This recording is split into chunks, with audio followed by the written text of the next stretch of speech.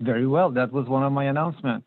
Well, good morning, everyone, and welcome to the February 18th joint meeting of CTAC and SANTEC. These joint meetings take a little bit of an effort to organize, and thanks to Alex and Tim, they're doing a fantastic job of organizing this, and the rest of SANDAG's technology team. But I consider I'm very efficient and very, very helpful and informative. This is Mo Samak with City of Solana Beach, and I welcome you to this month's meeting. A couple of housekeeping items is that, as you just heard, this meeting is being recorded. And as most of you are very, very familiar with this Zoom platform, there is an opportunity for you to raise your hand if there are any questions or issues when you'd like to share with the group. And also, please mute your microphone, as I can see most of you are doing it. And of course, don't forget to unmute it when you speak. With that, I'd like to go to item number 2, which is the approval of the minutes. Alex, do you want to do the approval of the minutes for CTAC first? Yes, please. Or it's a combined, so we'll go through the CTAC working group first. Mo. Perfect. Please go ahead, Alex, and explain how we're going to do it. I think we're going to combine the introduction and then taking the vote for the approval of the minutes in one shot. That's a little bit of an efficiency for the meeting and saves us all some time. So thank you. With that, I'm going to turn it to Alex for CTAC approval of the minute first.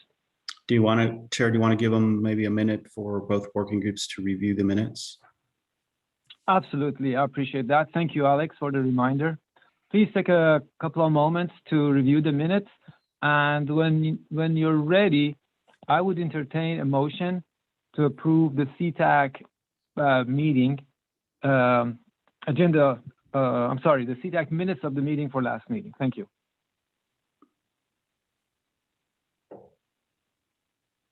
Alex, this is Jose Lopez, City of National City. One correction on the meeting minutes was I was present at the January 21st, 2021 meeting. It is marked as no on the agenda. Thank you, Jose. We'll make that revision. Thank you. Alex, this is Melody from Poway. The same goes for me. I was in attendance as well. I apologize for that. No problem. Hey, Alex, this is Eddie. Same thing for me. I was in the meeting for SANTEC. For SANTEC, correct? Yes. Okay. Thanks, Eddie.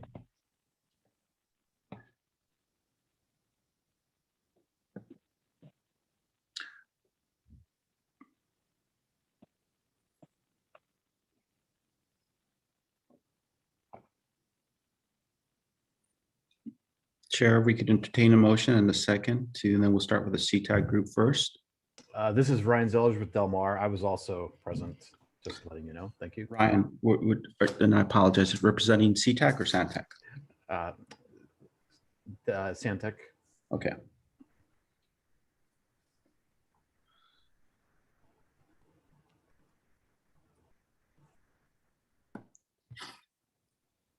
Alex, this is Ed Dean. I'll move to approve the minutes for the CTAC group.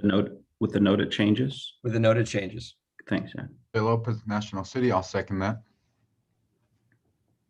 Sorry, this is Sam Hassan in City Vista. On the SANTEC attendance roster, I'm trying to see if I can find City Vista. I'm not. Let's see that. Oh, I apologize. It is there and it is correct. Sorry about that. No problem. With that, since we have a motion and a second, I'm just going to go down the list by agency, and if you could just vote yes or abstain or no with your name, please, okay? So I'm going to go with the CTAC working group, and then we'll move on to the SANTEC working group. City Carlsbad. Hussein Ajide, abstain.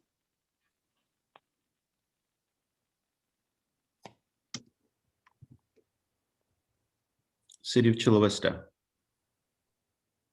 Aye. That was you, Frank. Yes. Frank Rivera from the City of Chula Vista. City of Coronado. Jim Newton Coronado, yes.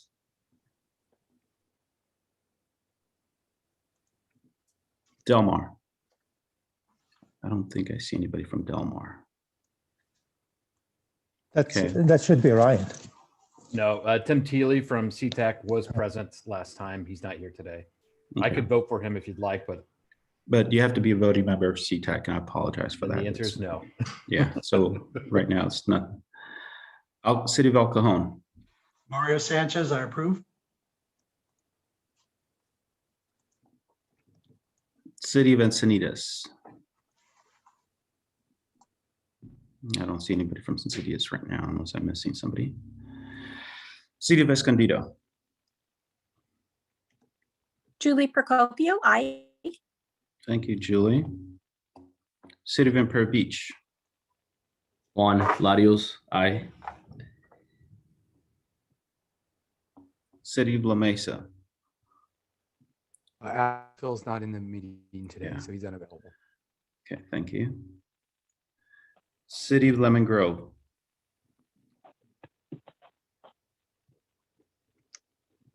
Okay, I didn't think I see the CTAC member. Okay. City of National City. Jose Lopez, yes. Thank you, Jose. City of Oceanside.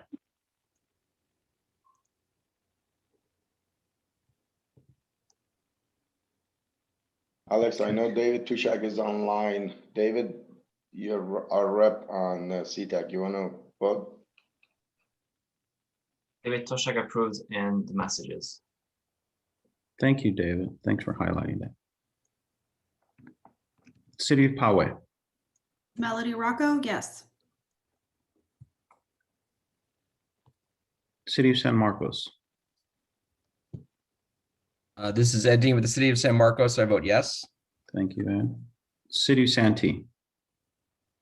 Benji May, City of Santee, yes. City of Vista. Matt Atterbury, City of Vista, abstain. Thank you, Matt. Actually, sorry, Alex, I'm a second alternate to CTAC. Can I vote yes for that since I was in attendance? Yes, you could do that. Okay, so I was in attendance for both groups. Perfect, thanks. City of San Diego. Gary Chewy, City of San Diego, yes. Thank you, Gary.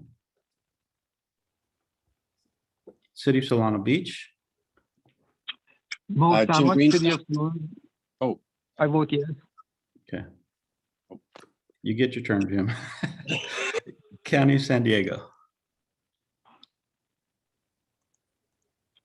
I don't think I see one. Okay. MTS.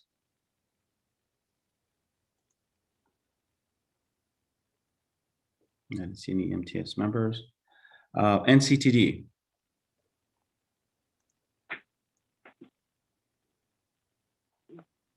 Okay.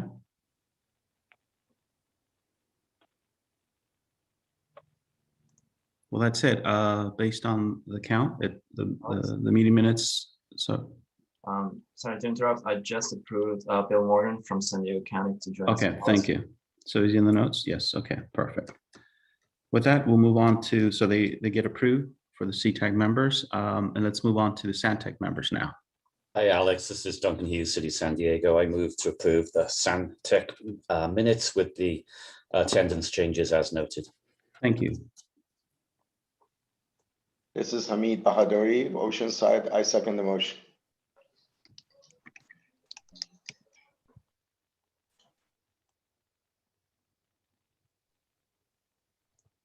All right, City of Carlsbad for the SanTech working group. I don't think we had anyone in attendance last week for last meeting. I don't believe John Kim was here, so You can abstain. Perfect. Yeah, Thank you.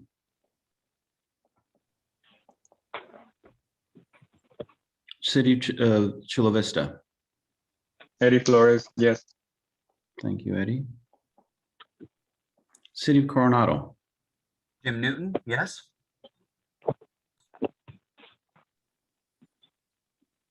City of Del Mar, Yes. and that's you, Ryan? Yeah, that's Ryan Zellers. Yes, gotcha. Okay, thank you. Al Cajon, Mario Sanchez, yes. Encinitas. Abe Bandigan, yes. Thank you, Abe. Escondido, Yes. thank you. Imperial Beach,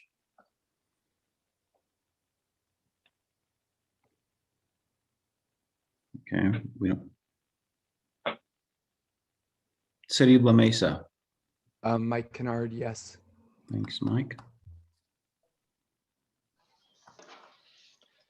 City of Lemon Grove.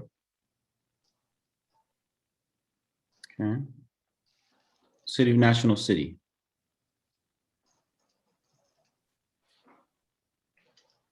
City of Oceanside. Hamid Bahadari, Oceanside, yes. City of Poway. Henry Trang, yes. City of San Marcos. Nick Abud, abstain.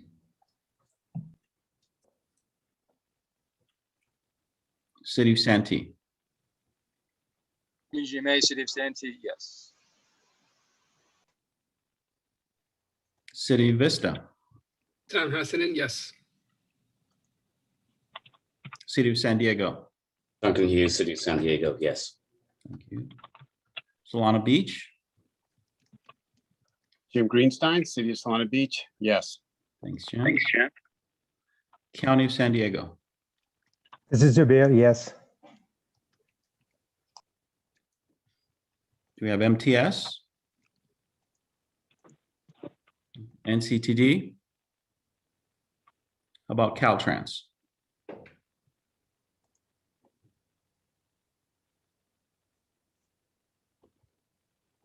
Okay, I thought we were going to have a Caltrans member, but we'll just keep note of that. Okay. Hi, yes. This Brian. is Brian from Caltrans. Yeah, I got you. Yes. Thank you, Brian. With that, Chair, the meeting minutes passed, and we noted the attendance as well. Thank you, Alex. I appreciate it. That takes us to item number 3. This portion of the meeting is set aside for public comments, communications, and announcements among members. So any of the members that would like to share items of interest to all, that would be great. You could certainly share that with us. Please raise your hand if you would like to do that. But first, I'd like to go to Alex to see if there are any members of the public that want to speak and or any announcement that, Alex, you have to share with the group. I'm looking for, we have 4 announcements, but we'll go ahead and go with the members first. And we have a hand raised by Ed Dean.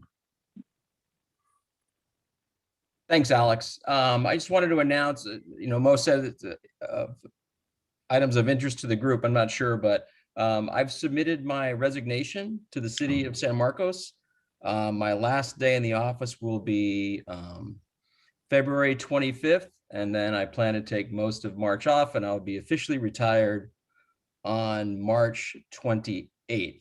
And I just want to say thanks. I think I've been a CTAC member for probably 8 years now, and it's been a pleasure working with everybody. And hopefully, with my going, there'll be some new blood in there. But I've enjoyed my time. It's been an educational experience, and I appreciate what everybody who attends these meetings does for their region and their city. All right, thank you. Wow.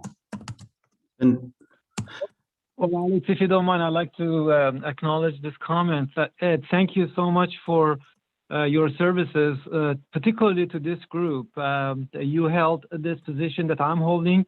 I learned many, many things from you, and I specifically wanted to express my gratitude for everything that you've done for this group, and I'm sure for the city of San Marcos and many and Encinitas. I know you were there for a long time too, but we wish you the best and hope that you have equally as much fun in the next chapter of your life and your career. Thank you, Ed. Thanks, Mo. So with that, I guess, Alex, if you have anything else, please go ahead and make your announcement. Yeah, Chair, can you make the ITALC membership announcement? And then then we have 3 additional announcements after that. Let's see.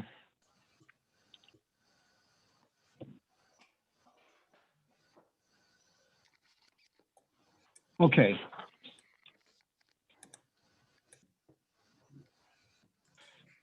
Okay, the first announcement is Transnet Independent Taxpayer Oversight Committee is looking to fill 1 vacancy in its 7-member committee. If anybody is interested, please submit your name to Alex. Is that you, or you want us to send them to Tim? Yeah, send them to, there's a website for the ITALC membership, but you could send them to me and I could forward it to the team. Okay, perfect, perfect. Well, thank you very much, Alex. Go ahead. And applications are due on February 26th. So Ed, I think you have something to look forward to now that you're gonna be retiring. If you're still interested to stay in the field. That might be a little soon. Okay, with that, we have 3 additional announcements, and I'll turn it over to Tim for one of them. Thank you, Alex. So as you might know, first of all, thank you all for being here. It's nice to have you here. As you might know, I'm conducting currently 3 data request efforts. 2 of them are regarding the digital divide, SANDEC's new initiative, part of which we're collecting the fiber network, existing fiber network in the San Diego region, as well as conducting informational interviews to learn more about the policy side regarding the broadband as well as the fiber optics. In terms of this, thank you so much for providing all this requested information. And I would like to provide you a gentle reminder, if you haven't yet submitted this data, please do so. The second or the third data request announcement is regarding any new traffic signals that you might have installed since 2016 in your region. If you have any, please send them over to me. It could be either in a CSV file or a text file. So all 3 of these efforts could be forwarded to me. My email address is thorn@sandec.org. Thank you so much. The other 2, thanks, Tim. The other 2 announcements are just really an update. I did provide a slide deck from the CTC that they sponsored a webinar on the Local Streets and Road program. They're making some revisions to the guidelines, and I include that for your reference. I would advise if you guys could take a look at them, and if you guys have any questions, I believe they're going to issue the guidelines by the 19th. And then from that, they can have a 30-day comment period. There's email and contact information in the last slide. And the slide deck is from the February 9th workshop that they held. The final announcement is just want to confirm and thank you for your submissions on the Local Streets and Road program efforts that Phil requested, I believe is in October. And that was associated with the updated costs and phasing for your Local Streets and Road program, and also RAS updates. So I just want to thank CTAC and SANTEC who submitted the information to Phil. With that, that concludes any announcements, Chair. And I don't see any other comments for this item or raised hands, so. Okay, so now we're gonna take over to the item number 4. By the way, here is Minji. I'm the chair of SANTAC. I'll be working with Mo to introduce items jointly for this meeting. So this item number 4 is an update on the request for comments, the update of the manual of uniform traffic control devices. The Federal Highway is going through another round of updates, and this will provide information on how to provide comments. believe the Zubir will have this item for us. Zubir, please.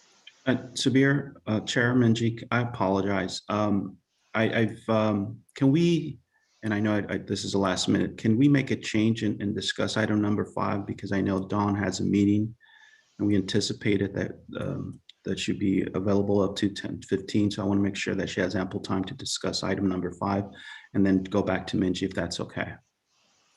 Yeah, no problem. It just costs you a lunch. That's okay. Thank you. Sure, Thank yeah, you, Mo, Sabir. so Mo, you want to introduce that item? Sorry, Yes, I will Minji. do that. Thank you. Thank you, Alex. So item number 5, we'll take it before item number 4. So this item is a transit regional transportation congestion improvement program, a proposed fee adjustment.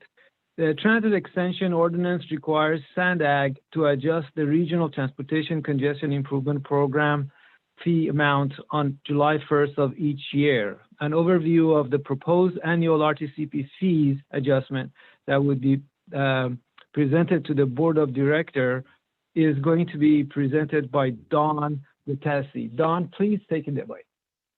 Hi, thank you. And I appreciate you accommodating the agenda change.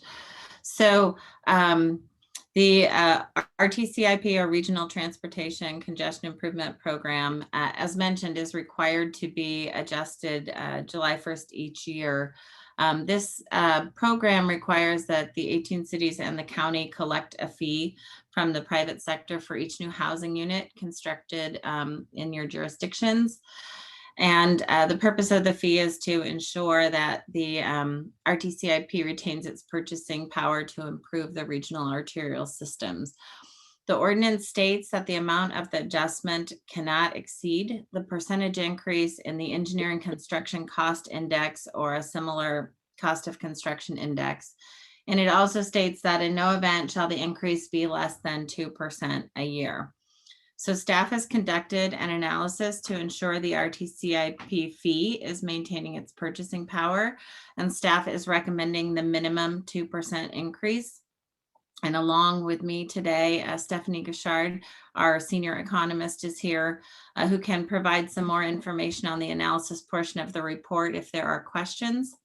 The adjustment this year would raise the current fee from $2,583.82 per unit to $2,635.50 per unit, beginning July 1st, 2021. And the ITALC reviewed the proposed fee adjustment at its meeting last week and didn't have any additional comments. And again, approval of the 2% fee adjustment will be presented to the Board of Directors on Friday, February 26th. And then a final note, once the adjustment is approved, the local jurisdictions are required to submit their RTCIP funding programs to the ITALC by April 1st for review. And I will note before I turn it over for any questions, this particular area, the fee amount and the collections, the actual practice of the collection of increased fees was something that I think was an audit concern for a few jurisdictions this year. So this is something to be very mindful of, this RTCIP fee. You know, and how it's applied, because this is an area that gets some focus in the audits. And with that, I will turn it back to you, Chair, to entertain any questions you may have. And again, Stephanie's on the line with us as well.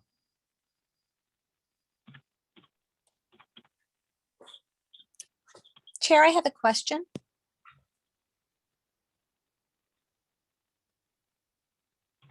This is Julie Procopio, Dawn. I was wondering, when you say submit our RTCIP fee programs to the ITALC, is this the letter that we generally submit that talks about that will comply with the minimum RTCIP amount? Is that what you mean? Yeah. This is the traditional annual submittal. Yeah. Okay, great. Yeah. Just wanted to confirm there wasn't more information other than the letter that was needed. Thanks so much. And Chair, we have another hand raised by Subir. Subir. Yeah, thank you, Alex. Hi, Don.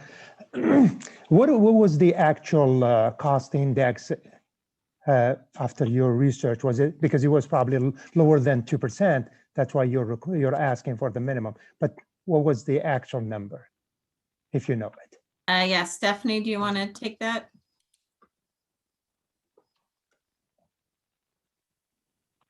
Do we have Stephanie on the line? Yes, and I think it's written in the note, but sorry, Don, I don't have it open. Let me just double check the numbers. Give me 1 second.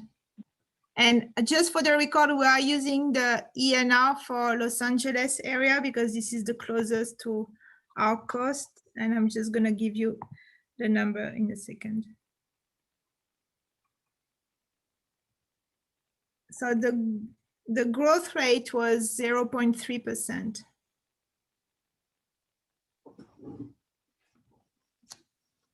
Thank you. Thanks, Stephanie. Any other comments? I don't see any other raised hands, Chair.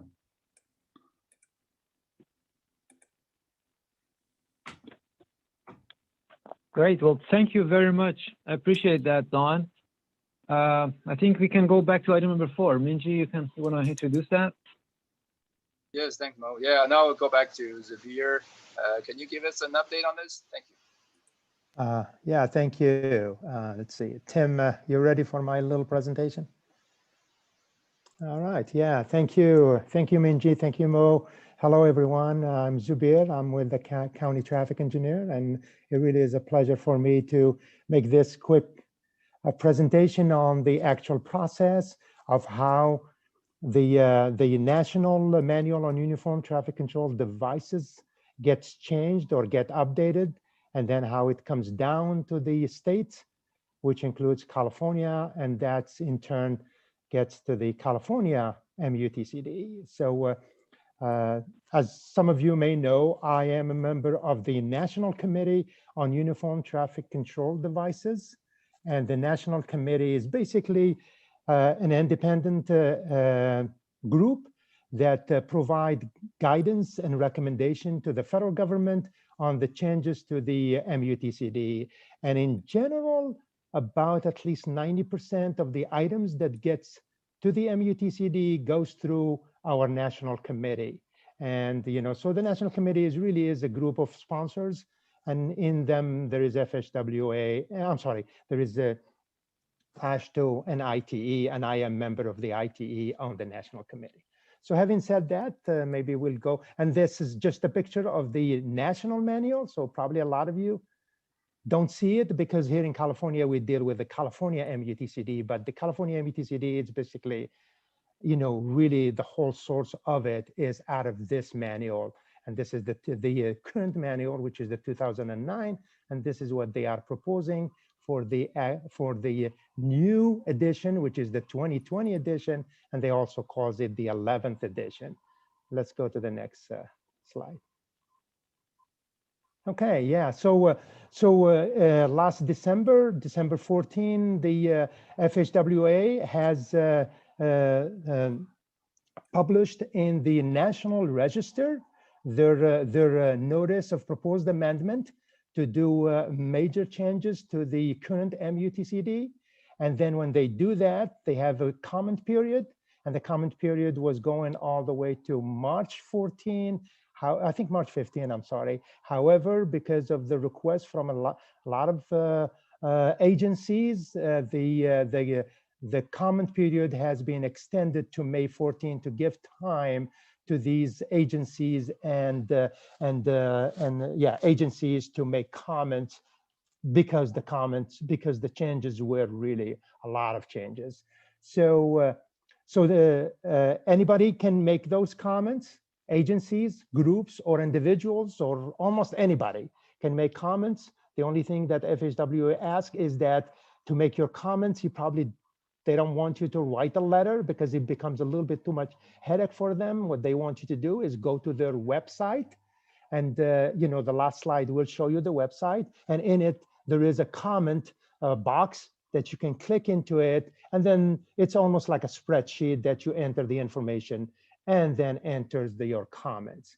So this is, and then when they close the period and May 14, then they go through all those comments, and it depends on the nature of those comments. If they found out that some of the comments are major enough that they need to do some more research, then it may take a lot longer than that, and it may take also advertising an amendment to the notice of proposed amendment. So depending on the comments, how they do. But in general, this review comments, once the review comments closes, and then the FHWA goes through it, it takes between 6 months up to a year. So now we're probably talking about, but by May of 2022, where they will advertise in the federal registers the new NPA. They call it the final NPA to adopt the MUTCD. And that will be just an announcement for a certain time. And then after that, they will publish the new MUTCD with all the changes and some of the changes incorporating the comments that they got during the comment period. So what does that take us? It takes us probably to May 2022, and then probably by the end of that 2022, before the federal manual comes out in publications, then they turn around and they send that to the states, and they say, hey, states, now you have 2 years to adopt this new manuals. Most of the states in the nation will adopt the manual as is. Some of the states will adopt it with a few amendment to it, and some of the very few states, such as California, will have to change our own manuals to comply with the national manuals, and that takes 2 years. So if we're talking about the end of 2022, then we got 23, 24. So probably before it comes out to us in practice as a new California manual, we're talking the end of 2024. So it's still a long way from now, but that just gets you prepared. However, at that time, the changes will be all taking place.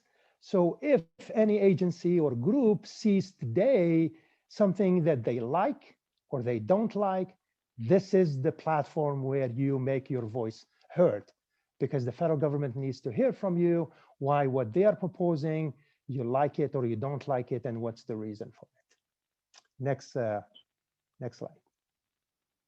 So what are these in these new changes? There are really a lot of changes.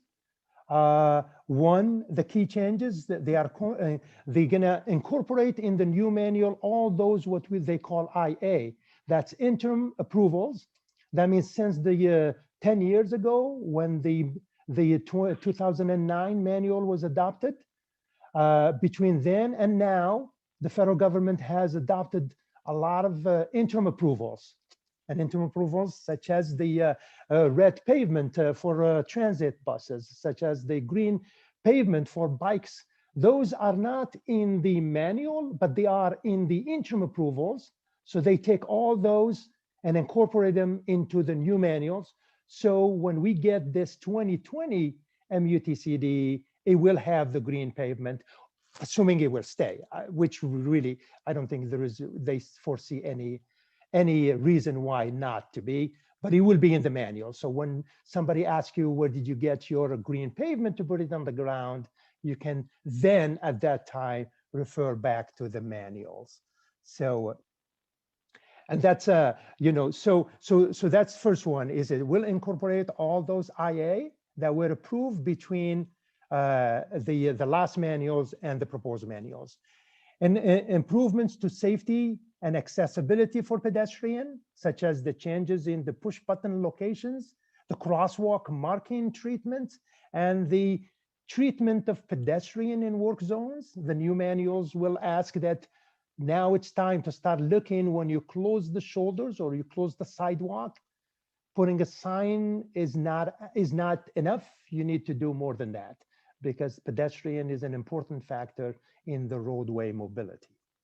The expanded traffic control devices to improve safety and operation for bicyclists, such as intersection bicycle boxes, two-stage turn boxes, bicycle traffic signal phases, and bicycle route signs. And consideration for agencies to prepare roadways for automated vehicles technology, which is the what they call the CAV, and support for safe deployment of automated driving systems. Safety and operation improvements. This is big probably for local agencies, is the way we collect data and adopt speed limits, the way we recommend warning signs for horizontal curves, and also for part-time travel on shoulders to manage congestion and busway crossings. Next page. Okay, so I put this one here only if we have time. I'll be happy to go through maybe these 3 examples quickly. The first one is really not an example. So for the group's information, if you look at the manuals, even the California one, part 5 used to be what we call low volume roadways or roads. That part is proposed under the new manuals, be completely deleted and replaced with part 5, where they call it automated vehicles. And that's where now, if this manual gets adopted, you will find information about how you're gonna get your roadway ready for automated vehicles. Signing and striping, you know, and other factors. I mean, you know, it's not a lot of pages now because this is very developing and they really are setting the stages for the future. So, so you guys can go down to the website and download those 5 or 6 pages about it and look at it. If you get asked at your agency, what do we need to do for our roadway to get ready for the automated vehicle? I know one thing that they are big about is that the marking, the line striping, and the contrast of striping. Now, probably most of us, when we drive on our local freeways that are managed by Caltrans, you see that black stripe versus the white stripe. That's the contrast striping that has been proven to help a lot the automated vehicle and, you know, all that vision and how the cameras see it and see it well. And 2 is for local agencies. There are now new guidelines where the edge line, it moves from 4 inches to 6 inches. That's pretty important. So they are basically saying on expressways, on roadway that are more, that the speed limit is 45 or higher. If you're looking at edge lines, it needs to be 6 inch, not a 4 inch edge line. You know, probably for most of the cities in an urban setting, you know, on a 4-lane major, most of the edge line is really as a bike lane, and we already put 6 inches. For the county, we have a lot of roadways that the speed limit is 55, and we have edge lines. We don't have bike lanes, so we're gonna we already started that changes from 4 inch to 6 inches. The other one is the setting the speed limit, and this is big. This is going to be also, you know, big, and I know the state of California worked on it. So I don't know how, you know, when it comes out for the agencies to how to set the speed limit, what's going to come out of the Caltrans or the California traffic control devices that's approved the California MUTCD. But basically what they are now proposing, you know, now roadways that basically falls between 25 and 55 where the speed limit is proficient or, you know, set by legislation, you know, like a local residential street or commercial district or the, you know, the freeways. Between them, we have to collect speed data. And whatever the 85th percentile, basically we have to set up the speed limit within that 85th percentile. And you got the choices, you go up or down and to the nearest, and in cases, it gives you the leeway to also decrease the speed limit by another 5 miles per hour if you have conditions that are not apparent to drivers. I know in the county, we exclusively use that for roadway that we have the accident rate that is higher than the state average collision rate for similar facilities. So that one in the new, that's how we do it today mostly. So if you collect speed data and you find out it's basically 37 miles per hour, I'm sorry, say, you know, probably I'm going to pick up a little bit, another one. Say it's 43 miles per hour, then you could go to 45. And then if you have conditions, you go back to 40, or you can go straight from 43 to 40 and you're stuck there. So there is legally, you cannot set the speed limit below 40 if you have the 85th percentile at 43 miles per hour. That's today. So tomorrow, with the changes, what they are proposing, that in some roadways and mostly the local roadways, the 85th percentile is not the only factor that you're going to enter into the formula.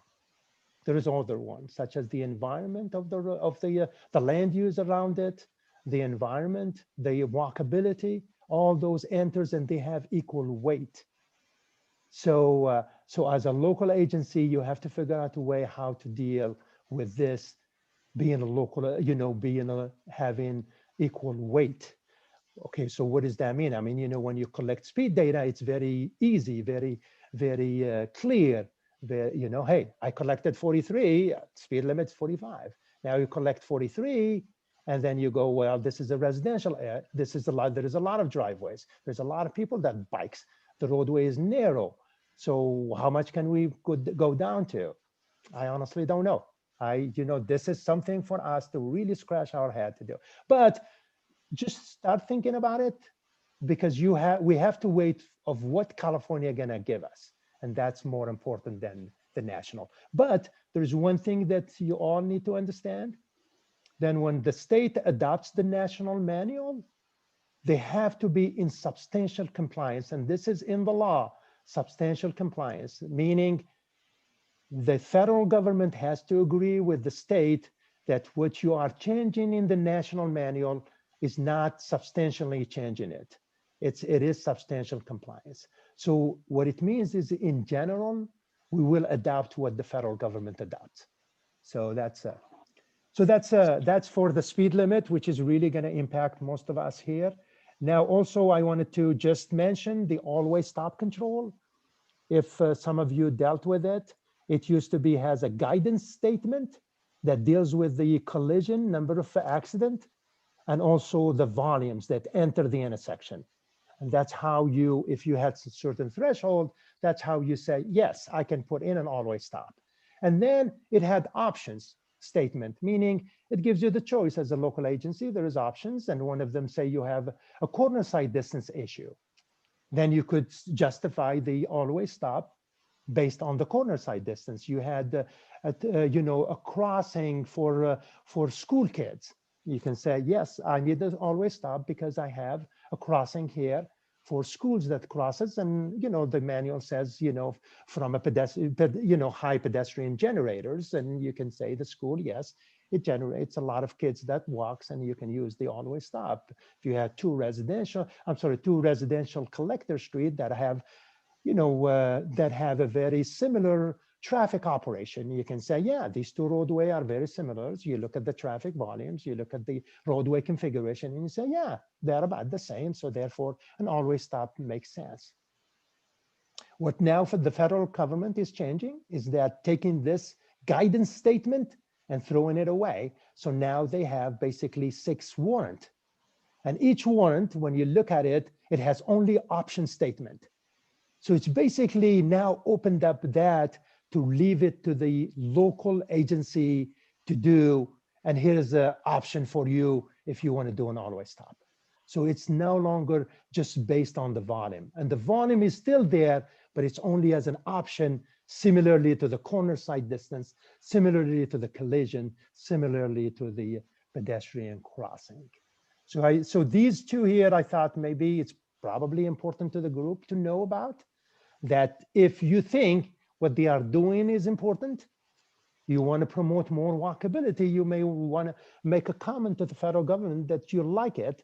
If you don't think it is, You may want to make a comments to the federal government that this is not, we don't want to see that, and here's the reason why you shouldn't adopt that. So with that, let's go to the next page. All right, so these are the date. I just talked about May 14, that's the closure of the comment period. And this is the address, and it really is, I mean, you know, you don't have to write it down because you can just Google FSWA MUTCD and it takes you directly to that website where you can make your comments, and you can also download the proposed manuals. I mean, it's about 700 pages, and there is the Federal Register there that you can download it, and it explains to you why they're doing changes section by section. So that's about 84 pages. It gives you the new proposed manual, 700 pages, clean, and it gives you the amended manuals, and it will show you what was in the old one versus the new one and all that stuff, you know. So if you're a hardcore MUTCD reviewer, that may be a, you know, a nice thing to do, to go through it and really understand it. But it's a lot of changes. So and mail or hand delivers, I guess, you know, that's, you know, in the manual it says you can probably give us that, or you can send it to us, you know. So this is just information for the group to know. And with that, I am happy to answer any questions. Alex, if there is time for questions.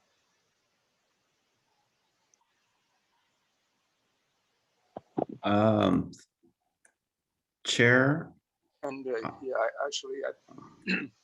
because we have a tight schedule today, we probably don't have a lot of time for questions and answers at this point. But please contact Zubir directly. I think he has provided pretty clear instructions and directions on how to do this. And thank you, Zubir. You're welcome. And Chair, just confirming, I don't see any hands raised or no comments. Thank you.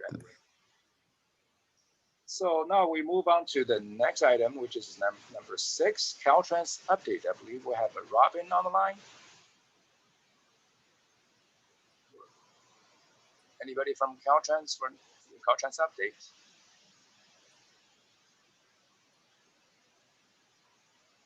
Maybe not at this moment. Maybe No, sorry, I'm here. Yes. Okay.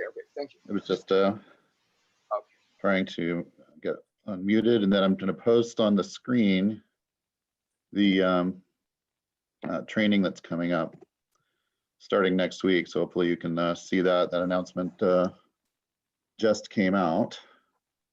What I can do is also I'll put in the chat box information about the links that are shown there, but it's regarding local road safety training. It's part of an outreach effort to help everybody prepare local roadway safety plans, and that are going to be required for the next cycle of the highway safety improvement program. So as long as you can see the screen there, I'm going to just leave that up while I talk so you can get that information. And then I'll put the link in the chat. Just to kind of go over some of the other items here. The inactive project list was updated again on the 12th of this month. No changes there, but again, reminder that tomorrow is the deadline for the current inactive projects, and that FHWA is really asking for a lot more updates now. They ask for quarterly explanations about projects on the inactive list, so just to keep that in mind. Again, this is all you know, in the attachment to the agenda under this report. The next thing I wanted to highlight there was the requests for authorizations that were due last month, but keep them coming in for the current federal fiscal year, just so that, you know, we can make sure they get processed in time, and the obligation authority, you know, is you know, processed as soon as possible. Also regarding the cycle 22 obligation plan for the RSTP and CMAQ funds, there's a letter attached there in the agenda package regarding getting those funds obligated. that information needs to be submitted to our office next Monday, the 23rd. And there's a link with details as well as kind of in the cover letter that's attached in there about how that process works. And then also the current 2021 local assistance procedures manual and program guidelines have been updated, so that link is there. You know, a lot of these things come throughout the year as office bulletins, but then they usually do you know, consolidate everything into one new set of publications each year, where all those have been coming through, plus, you know, usually do some other draft cleanup. I'll just mention again about the Federal Lands Access Program. They've already had a few webinars on that, just to know that's a fund that's not directly local assistance administered, but it's something we're making sure everybody knows about to apply for that by May 27th. The webinars have been recorded and posted on the FHWA website there at the link, and all the e-presentation materials. And FHWA is really responsive about any questions about that program. They answer very quickly if projects are eligible or not. You know, some of these other reminders are ones that come up every time about, you know, the electronic invoicing. Everyone's been doing that really well with the electronic signatures, so thank you for that. The you know, next CTC deadline is going to be for the May meeting. We want that in March 12th in our office for any obligations there. Now, I should point out, and it's in the notes here too, you know, with the, you know, they've made some exemptions for timely use of funds and fund allocations, and that's, you know, summarized here in the notes about the California Transportation Commission's timely use of fund policy. And so they have extended it even, you know, a bit further to allow 12 months to award instead of 6 months, without any really requesting that time extension. But I put the link there, you know, it goes directly to the timely use of funds policy in the notes. So you can read that directly and also contact the area engineer that's assigned to your agency if you have specific questions. Again, there's a note in here about the local safety roadway safety plan requirement, and that's related to the training I have up on the screen right now. Because that'll be, you know, the next cycle is anticipated in about a year from now, call for projects. So hopefully it gives you plenty of time to get that plan done. I know several agencies have already submitted them. Also another reminder in here about the cooperative work agreement deadline. It's coming up for quite a number of projects here at the end of the federal fiscal year. I mean, sorry, at the end of the state fiscal year, June 30th. And so by this point, there should have already been some communication about requesting a cooperative work agreement to extend those funds. Hopefully, we always encourage any agency that's has that possibility to apply for the extension anyway, whether they think they need it or not. It's always good to have that option. There's never really any harm in asking for the extra time to get that. It's just a problem if you need it and you didn't apply for it to retroactively do it. So that's why we try to get everybody aware of that early on in the year.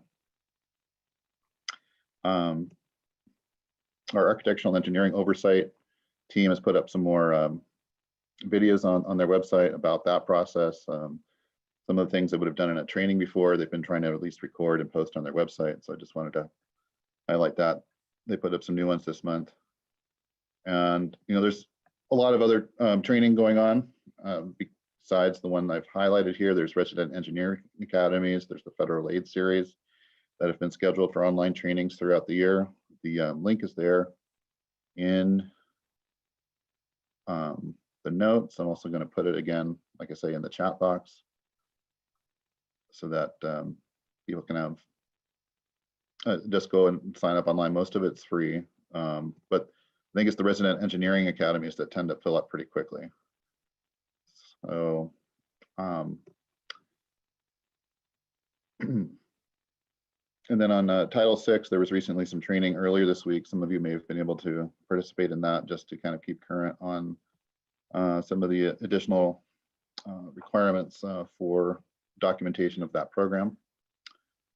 And then last on the notes, quality assurance program, there's just a couple of agencies that have expiring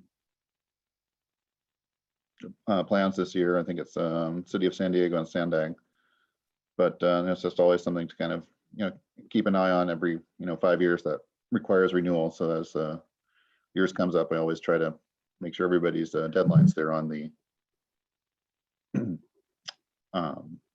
list. So that's items I wanted to highlight for today. Thank you. Thank you, Rob. So now I turn it over to Mo for introducing the next item. Thank you, Minji, and thank you, Rob. Alex, do we have any? Chair. Oh, yes. We do have a question from Subir. Thank you, Chair. Okay, please go ahead. Thank you, Alex. I appreciate it. Thank you, Chair. Hey, Rob. This is regarding the Caltrans and the training for that local road safety program. In the website, when I went to register, it does not give San Diego local agencies. We have to register under LA. Any reason why? I was kind of surprised how soon this announcement came out. The half of District 11 is considered to be in the Southern California Association of Governments region. So I think that's how they divided up the state. I think it was just primarily to not have too many people in one. That was just kind of like a, if you go onto the website and you can see the other dates there. So if that date next week isn't convenient for you, no one's going to say, oh, you can't go to the Northern California one on a date that's easier for you to go. I think it was just their way of trying to have some even distribution of the classes. So there's no reason why I couldn't go to one from some other part of the state. Oh, I thought they didn't want us. Okay, thanks. Yeah, they kind of, it's all pretty much, the Southern California counties in that one session. But yeah, don't feel restricted by those dates. Great. Thank you again, Rob. Appreciate it. That takes us to item number 7, which is another information item and a progress report on the development of regional intelligence transportation system architecture. And we have Stacy on Holtz to lead us in this discussion. Stacy, please. Thank you. Good morning, everybody. Tim, can you go ahead and put that, share the presentation?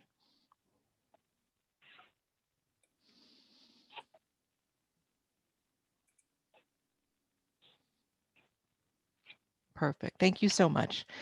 So again, good morning. I'm here today to, I'm Stacy Unholtz from IBI Group. I'm here today to provide a general update on the regional ITS architecture, which we are updating to align with the 5 big moves. And in addition to a general update, I'm also here to orient CTAC and Santec members to what we'll be presenting at a working group meeting that we're planning for next month, to which you will all be invited, and to give you a sense of what we will bring from you during that meeting.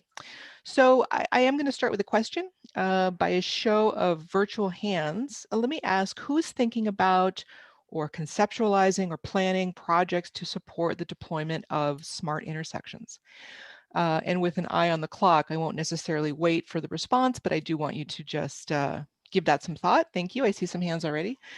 Tim, you can go ahead to the next slide. So we last came to you in October with a review of the project in the early stages, and at that time we asked for your participation in terms of documentation regarding current and planned ITS efforts in the region. So thank you to all who provided content and those who participated in some targeted discussions on the issues. The next milestone for which we'll ask for your participation is, like I mentioned, a working group meeting that we're planning for early March. This is to give everyone time to get through the Caltrans applications for funding in February. So we're ready to present the draft update of the architecture, and at this meeting, we'll really be presenting the content that comprises the update and asking for your input, your confirmation, and to generally make sure that the updates we've made are complete and that they're accurate. And after that meeting, we'll go back, finalize the update, and get ready for the regional workshop, which is when we will really present the final architecture aligned with the 5 big moves and work with stakeholders on how to most efficiently use it and the different ways in which it can be used. Another output of the effort of this project will be a web-based tool and deployment documentation for use in additional training and additional use of the architecture. Next slide, please. So I'm using this graphic, which you've certainly seen before, to orient the discussion within the framework of the 5 big moves. This is our overall objective, is to align the architecture to these key strategies, the 5 big moves, and create output that will help local agencies place themselves and their systems within the context of the new approach to transportation and to ITS planning. Next slide. So this is a lot to take in, I think, in a brief period of time that we have today. So let me just say kind of at a high level that the focus of the working group meeting next month will be the changes to the architecture that have been made necessary by aligning it to the 5 big moves. And this table is really a snapshot of what we'll be going through in detail during the meeting. And briefly, let me just take you through a couple of takeaways from this slide. During our discussions with stakeholders, during the review of the project documentations and information on what's current, we heard about a focus on concepts like equity and access to transportation and new strategies to consider in deploying transit priority treatments to realize the goals of Transit Leap, some new strategies for parking and curb management, which are relevant to flexible fleets and complete corridors. These concepts and strategies necessitated updates to the service packages, which you may know as market packages. Stakeholders involved equipment and other inventory items and various other portions of the architecture. So how is this relevant to you? What we'll be doing in the workshop is taking an example to go through what you see here on the screen and the rest of the input that we heard. So go ahead and let's go to the next slide, please. So in the workshop, we will use several use cases or project scenarios, such as, for instance, smart intersections. Tim, you can go to the next slide.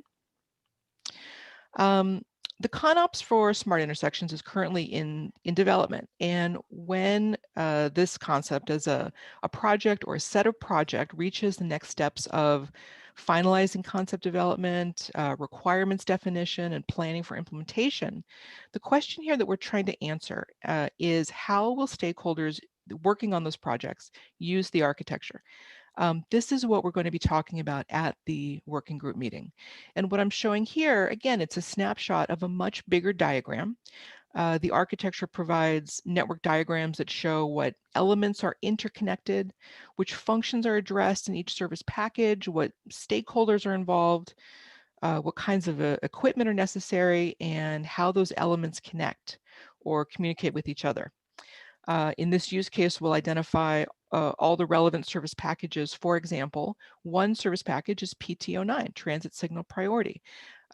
This is one of the service packages that we will use as a core part of the discussion to then bring out to discuss the strategies and the inventory, the interconnects, which stakeholders are involved, which stakeholders are new based on the updates we've made to the architecture. Tim, you can go to the next slide. SU01 is another example, Connected Vehicle System Monitoring and Management. This is another service package that includes information relevant to smart intersections and was updated as a result of the architecture's alignment with the 5 big moves. During the working group meeting, we will walk you through those changes. Next slide, please.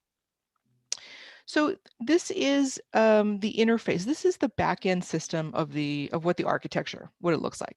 It's a snapshot of the Radit tool, which is what we use to review all the content in the architecture and make the changes necessary to align it to the 5 big moves. And those changes occur really all throughout the tool in the creation of new projects dedicated specifically to the 5 big moves or within those key strategies. The planning elements as you go through it's not easy to see, I know, but we'll go through this more when we have our next meeting. But as you go through the tabs, the planning elements, the stakeholders, the inventory, all the way down the line, we will discuss and we will get we'll ask for your input and your confirmation on the updates that we've made to all of those basically categories of architecture information. And really stakeholders will be able to use this as they start thinking about strategies and the vendors necessary to deploy them. That actually takes us to our last slide, which is just a brief review. Next steps, the working group meeting. You will receive, everyone here on this call will receive an invitation for a meeting that we're scheduling for early March. And in the invitation, we'll give you some background on a little review of what I've talked about here, and a request that you certainly invite anyone else that you think could benefit from the discussion. After that, we take all that input that we get from you and we come back at the regional workshop. That's a much bigger event where we'll be able to present the final update of the architecture to all the stakeholders who are involved. We also have some training sessions that we will be scheduling after the completion of that update. Everyone will be welcome to participate in those trainings. We'll have a bit more information about that a little bit later. So let me just stop for a moment. I know we don't have a lot of time for questions, but Alex, did we want to take a little bit of a high-level poll regarding a couple of dates we're thinking about in March to see what might work best for everybody? Yes, Stacy, please. And then we could take a couple questions after that too. But Great. yes, proceed. So folks, we have identified March 1st and March 4th as 2 possible dates for our working group meeting, which again is when we're going to really present you what we've done in the updates and ask for your participation, your confirmation and of our input. So I think if you could put in the chat, just mark in the chat if you prefer March 1st or March 4th. Then we'll collect those responses at the end of the meeting, and then you can please watch for an invitation to come in through the email. Stacy, do we have a time? Do we? Oh, we are targeting between 9 a.m. and 1 p.m. We haven't focused it down. We really, when we look for engagement, morning hours tend to be better, but let's say that we're going to target 10 a.m. For either of those days, but there's a bit of flexibility if anyone wants to provide some information about times that they can't make it on those days. And thank you for that response. And then may I ask if there's any questions, anything we'd like to go over? And we'll take note of the responses in the background. But any questions to Stacy? Stacy, we have a hand up from Subir. Yes, thanks, Alex. Can you go back to the slide? I think like the second slide that shows the intersection, the graphic of the intersection of the smart intersection. Sure. Oh, the graphic? Yeah. It was. Is the second? Yes, the concept. Yeah, the concept. Okay. Yeah. Since I am not this one. Yes, this there one. You go. Here. Since I'm really in traffic engineering and I am on the national committee with the striping. Is there a connection between the smart intersection and that additional line you have there beyond the limit line of the intersection?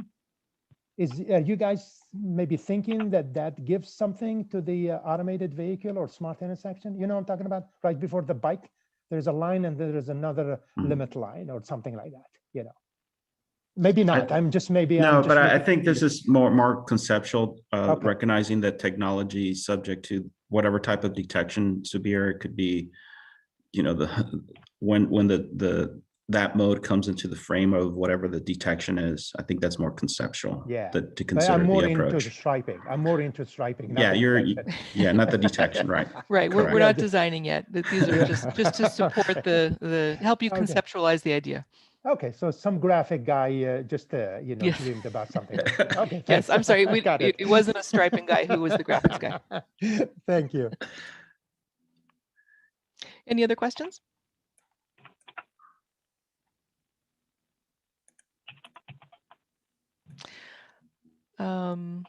Great. Well, thank you for your time, and I'll hand it back over to Chair.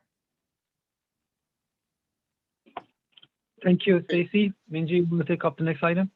Thank you, Mo. Yeah. Next item is number, excuse me. Excuse me. Item number 8, progress update on the development of the regional smart intersection and the curb management concept of operations report. I believe we have Alyssa from Kimley Horn to give us an update. Alyssa, go ahead, please. This is Carolee Jacobs with Kimley Horn. I'm just going to share my screen. I'll be giving this presentation today. Thank you. Let me know if everyone can see my screen.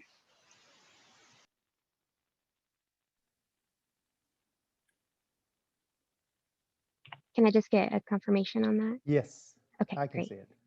Great. So yeah, thank you.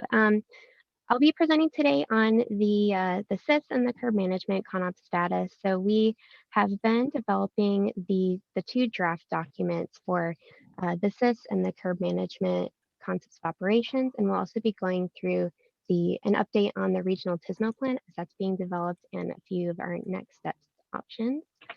So the 2 CONOPs are being developed in alignment with the 5 big moves and the updated regional ITS architecture to bring into alignment with the future goals and the 5 big moves. So the concepts of TISMO represent a shift in the approach to project development. Traditional projects typically focus on capital infrastructure to relieve congestion, whereas TISMO goals are more in alignment with common operational and management unity for the entire system as a whole, and establishing a governance strategy that enables transit, freeway, local roadway system managers, and operators to work together towards a common goal, rather than more of the focus on the physical infrastructure, and then to continually and actively manage the transportation network on an ongoing basis.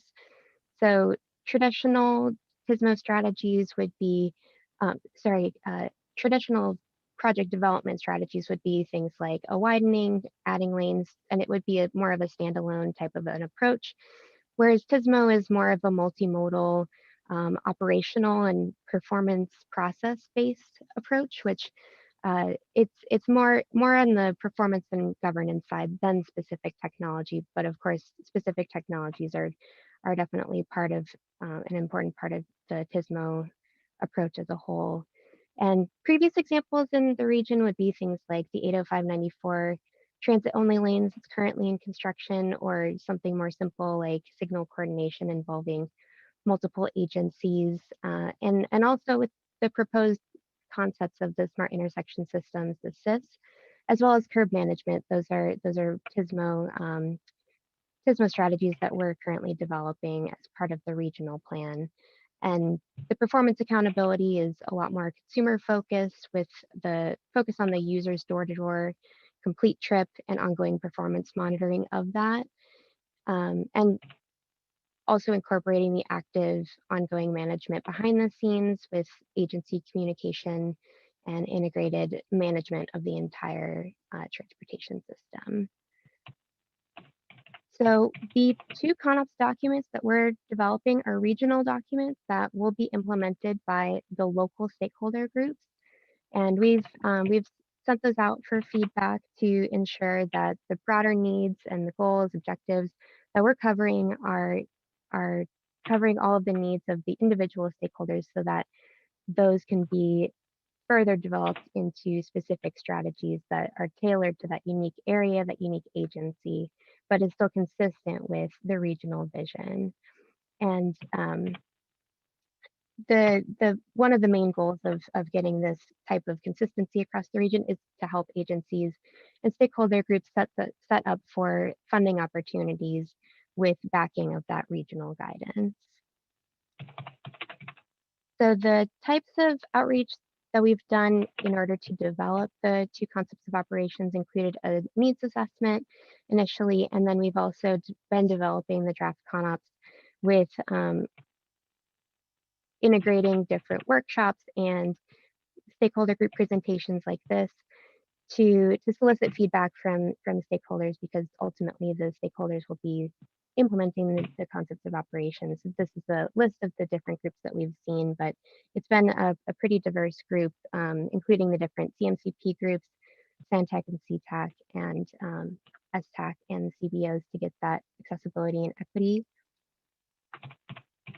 And just to give a quick overview of the types of comments that we've received so far, a lot of them have been focused on equity and accessibility, prioritizing the communication between agencies, both on the process end and also on the physical infrastructure, the fiber network, communications resilience, and then of course, safety of all users. And specific things that we've been asked to consider for curb management are things like the transit only lanes are oftentimes more effective in the median versus on the outside lane, and considering other things that aren't necessarily transportation related but are also a curb usage like trash collection, and additionally considering that curb placement for pedestrians, because it is a really important element of pedestrian safety, and pedestrians are just as important of a user as the vehicle traffic and transit and everything else that's on the road. Additionally, we'll be engaging the freight community and considering traveler information, performance metrics to all of the above, and air quality and greenhouse gas reductions. And we did get additional comments that were bigger picture, things like getting a regional approach to grant funding opportunities and procurement guidelines that have a consistent regional approach. Those best align with the regional TISMO plan, which Tarek will be providing in more detailed context in the next few slides. So I'll pass it over to him. Thank you. I'm Tarek Hatata. I'm with System Metrics Group. We're sub to Kimberly Horn, and we're going to give you a quick the highlights of the TISMO plan we're helping to develop. The outline is basically in 5 pieces: an intro that emphasizes that we're focusing on people, processes, and tools, not technology. So you heard earlier on about the ITS architecture. We're not touching that. Other details about things like smart intersections or curb management, we're not touching that. Then what is TISMO? And it's really a brief TISMO overview. So for those who are not familiar with it, they understand it. And it also includes some of the benefits that are usually used to make the business case for TISMO projects. And we looked at the benefits that are reported by Federal Highway and others in multiple publications. Then guiding principles, what are the needs? And the needs were based on a needs assessment, including the maturity, capability maturity matrix and the surveys, but also based on a review of other documents, both at the federal and state level, as well as our own knowledge of the situation in San Diego. And finally, an action plan, and you're probably most interested in the action plan.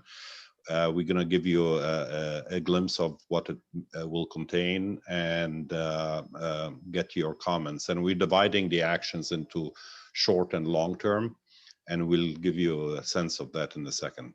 Next slide, please.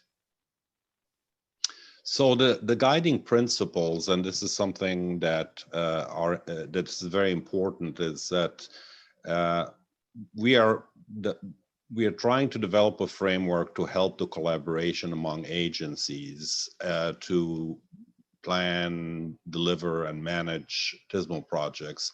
And the focus here, as you all know, is on the customer, who doesn't know anything about jurisdictional boundaries. So the focus is on the customer, regardless on who owns a piece of infrastructure, who manages it, and or who operates it. We want to coordinate multi-agency, multimodal, ongoing, and your groups are obviously part of that, but maybe, as you'll see, that they need to be expanded or changed a little bit.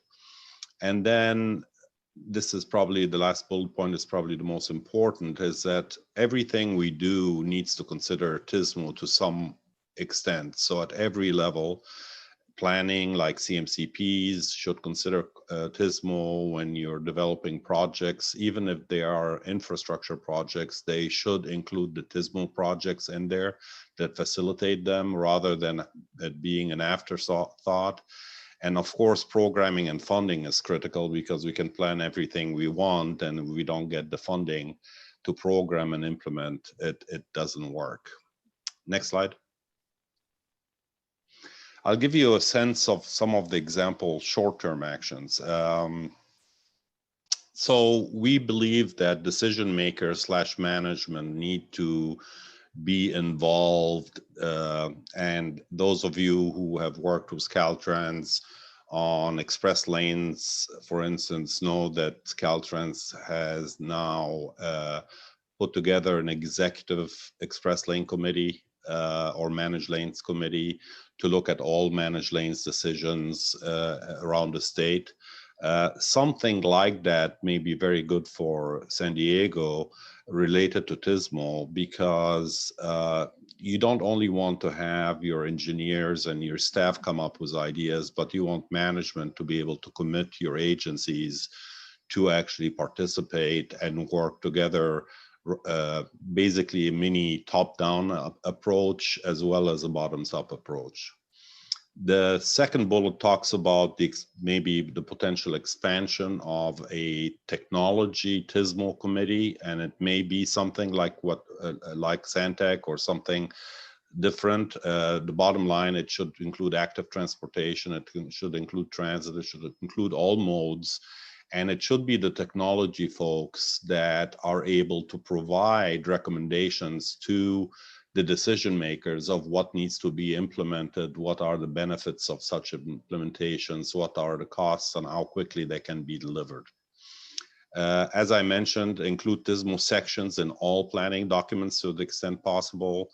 CMCPs, at least in my opinion, I think others may agree with me, that should have a TISMO section that shows how TISMO initiatives support the various strategies in the CMCPs or the various projects in the CMCPs, as well as the 21 RTP-SCS. That should also have a TISMO focus. It already has a TISMO-related policies, or at least in draft form, and these policies should be supported by specific TISMO-related sections. And then last but not least, to the extent possible, given that TISMO projects can be implemented faster than larger capital infrastructure projects and provide a higher benefit cost ratio, and also because technologies have evolved so much, we are hoping to be able to secure funding to the extent possible in the early years of the RTP-SCS implementation to leverage technology instead of always being behind, and enhance multimodal mobility. There are some more longer term ones that I'll go through as part of the TISMO toolkit. There are some tools that we believe will assist in future TISMO implementations, like the CMM, the charter that was developed for the 78 or other projects, and the SR78 roadmap. Another more longer term toolkit that you will see in the TISMO plan would be doing some research and evaluation, because one of the things that I believe is missing is our tools to be able to evaluate new concepts like smart intersection or curb management, to come up with, to evaluate them and estimate and quantify what type of benefits they will produce. This may include microsimulation, but it may also include other things. The literature out there is fairly general. And if you want to be specific to your decision makers, you may need to develop some tools based on research for quantifying these benefits. I'll stop here and I'll be happy to answer your questions. Oh, sorry, Carolee, do you want to do the last one? Sure, yeah. The next things that we're looking at is just finalizing the concept of operations. We've done up the draft, and we'll be taking the feedback and developing it into the final version for everyone to take and use for implementation. And the TISMO plan will then serve as the action component for the 2021 regional plan. So yeah, we can take any questions that anyone may have. Alex? Go ahead, Subir. Oh, okay. Just a minor comments. I believe in your second or third slide, you show the CMCP, and you used the old name for the 52. No, the one after that. Thanks for highlighting that. You're welcome. So this Ctc is really a coast, canyons, and trails. All right, thanks. You're welcome. Thank you. Alex, this is Hossein Ajide. I have received some comments from our Carlsbad team members. I'll go ahead and send it probably today or tomorrow. The comments are, some of them are general and some of them are more like Carlsbad specific, especially related to some, figure references, things like that. I'll go ahead and, combine them together and send it to you. Thank you.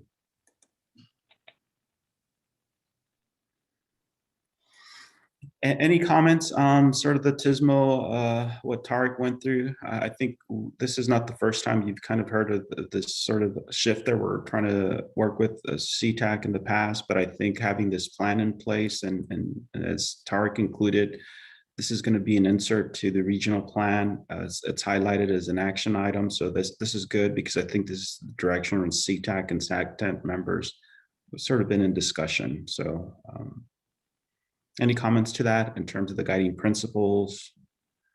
Obviously, you're only seeing the highlights here, but and just to clarify, our comments are related to care management and smart intersection systems. No, perfect. Okay. Hey, Alex, this is Zubair. As much as you can stress the benefit to the local agency on the TISMO than just the bigger pictures, because a lot of us wants to make sure there is a connection between the bigger pictures and the local benefit, the local benefit. And that's quite important to us. Otherwise, it becomes very hard for us to justify it. So no, that's a great point. Yeah, that's a great point, Sabir. Like one of the things that was discussed with the State Route 78, how do you make the tangible components to the local agencies? And it could come at various levels. If we have this coordinated team to seek SB1 fundings and demonstrate that we have a charter in place, then it gives us a leg up. Yes, yes.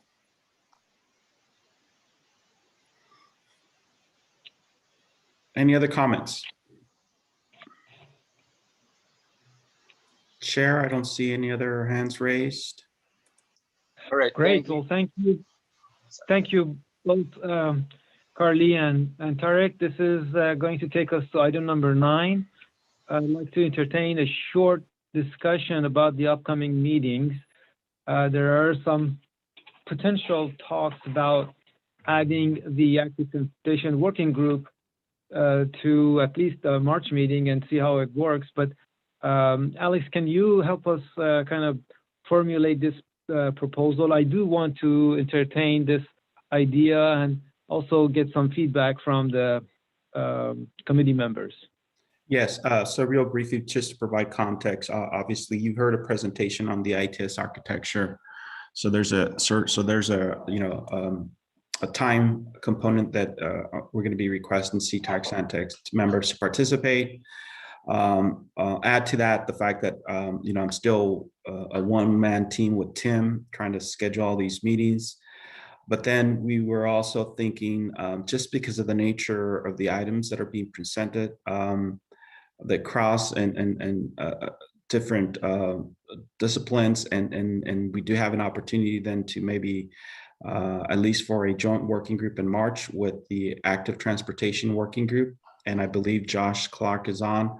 But we were thinking of combining some items relevant to both groups, but at the same time highlighting and introducing all of you to the active transportation environment.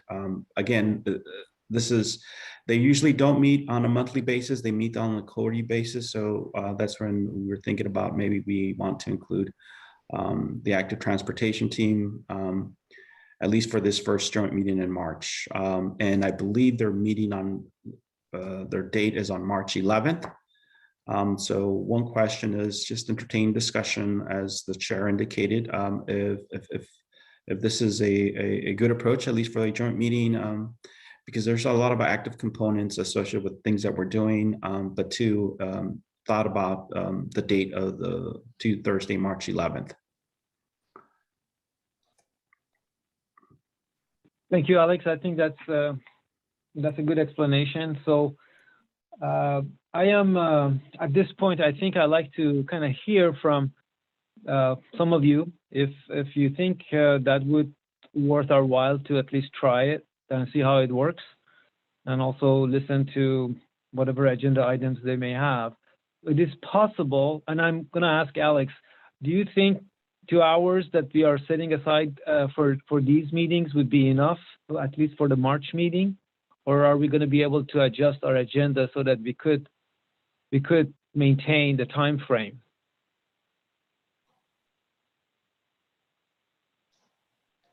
Sorry, I was on mute talking to myself. Yes, I would work with Josh. Right now, our time frame is about 2 hours, Chair.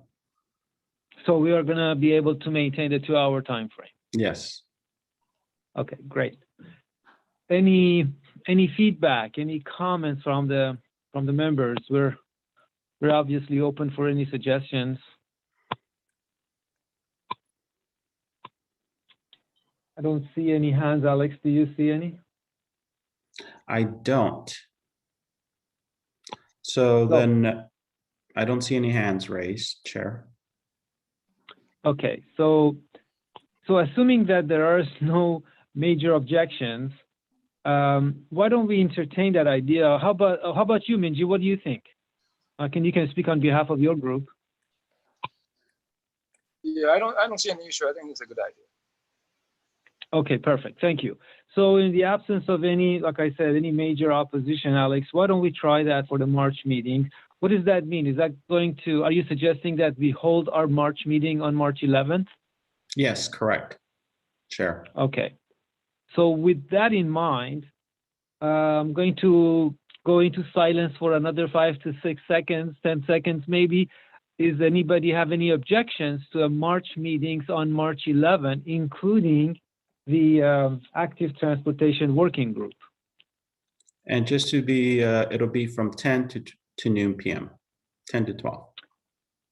10 to 12. Thank you for the clarification. I appreciate it.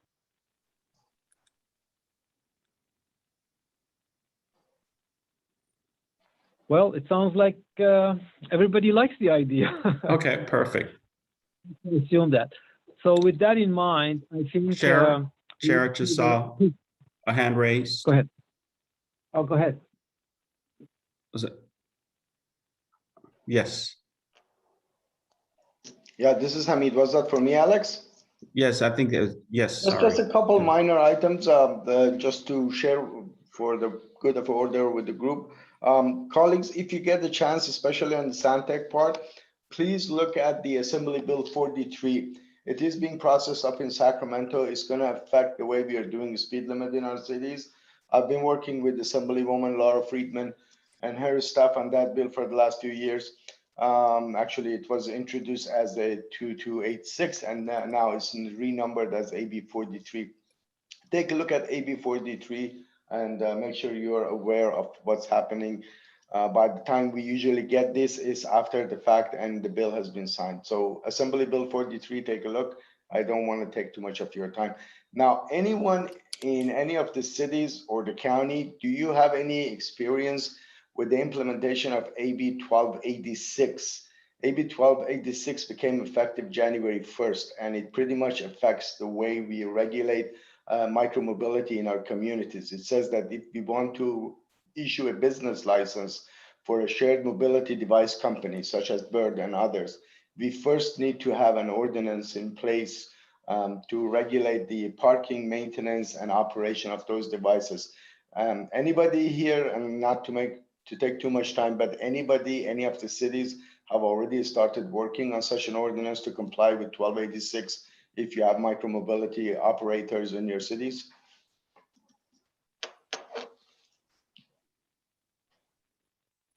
I'm not seeing any raised hands. Okay, then if you start looking at that, or if a vendor approaches you and or your council or your city attorney tells you that you start that you need to have the ordinance in place before they can operate in your city, let us know. It's good if we share this thing. It became effective January 1st. So if you have any shared mobility device in your city, you cannot have them operate without having that ordinance in place. Thank you, Hamid. And Chair, just before I move on to another comment by Marina, I just want to go back to the item. So the March meeting will be scheduled for March 11th from 10 to noon with active. With that, Maureen has a question. I just wanted to respond to Hamid. The city of San Diego does have a micromobility program, and I can put you in contact with Alyssa Muto and our staff that work on that, and they can surely share with you information that might be helpful. Thank you very much, Marina. I really appreciate it. Thank you.